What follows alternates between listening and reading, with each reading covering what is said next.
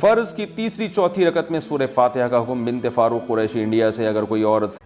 مفتی صاحب، فرض کی تیسری رکعت ہو یا چوتھی رکعت ہو،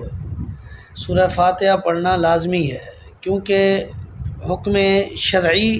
اور حکم عام یہی ہے، لا صلاۃ لمن لم یقرأ بفاتحۃ الکتاب، اس شخص کی نماز نہیں جس کی نماز میں سورہ فاتحہ نہیں۔ وہ نماز کی پہلی رکعت ہو، دوسری ہو، تیسری ہو، چوتھی ہو، فرض ہو، نفل ہو، نماز جنازہ ہو، نماز عیدین ہو، نماز کسوف ہو، خسوف ہو، خوف ہو،